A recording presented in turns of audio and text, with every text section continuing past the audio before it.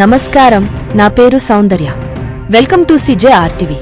తాజా వార్తల విషయానికి వస్తే, నాపై వైకాపా కార్యకర్తలు చేస్తున్న దుష్ప్రచారంతో పార్టీకి నష్టం కలగకూడదు.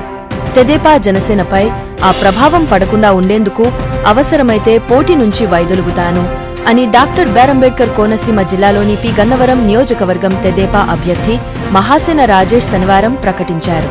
ఎస్సీ రిజర్వుడు నియోజకవర్గమైన పి గన్నవరం అసెంబ్లీ స్థానానికి తెదేపా అభ్యర్థిగా ప్రకటించినప్పటి నుంచి వైకాపా శ్రేణులు సామాజిక మాధ్యమాల్లో తనపై తీవ్రస్థాయిలో దుష్ప్రచారం చేస్తున్నారన్నారు. కాకినాడ జిల్లా ఉత్తరకంచిలోని తన నివాసంలో ఆయన మీడియాతో శనివారం మాట్లాడారు.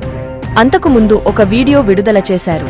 గెలిస్తే చంపేస్తారేమో, ఒక సామాన్యుడికి అవకాశం వస్తే వ్యవస్థ ఎలా ఏకమైపోతోందో రాష్ట్ర ప్రజలంతా అర్థం చేసుకోవాలి.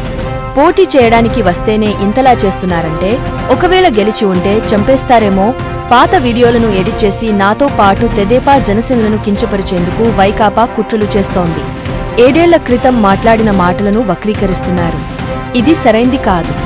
నా వల్ల పార్టీకి నష్టం జరుగుతుందనుకుంటే ఎంతవరకైనా తగ్గడానికి సిద్ధం.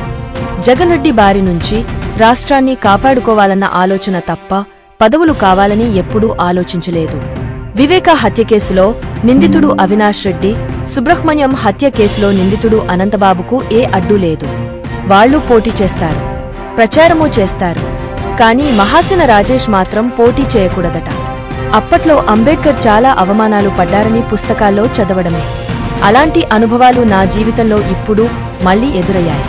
ఇంకా నా జాతి ఎక్కడుందో, మమ్మల్ని ఎలా అవమానిస్తున్నారో, ఎలా అణచివేయాలని ప్రయత్నిస్తున్నారో చెప్పేందుకు ఇదే నిదర్శనం. ఒకవేళ అధిష్టానం తప్పదంటే పోటీ చేసి గెలిచే మొట్టమొదటి నియోజకవర్గం పి గన్నవరమే అని రాజేష్ స్పష్టం చేశారు. మరి ఒక తాజా వార్తలతో మీ ముందుకు మళ్లీ వస్తాను. అంతవరకు సెలవు. CJRTVని సబ్స్క్రైబ్ చేయండి. ఈ వీడియోను లైక్ చేయడం మరియు షేర్ చేయడం మర్చిపోవద్దు.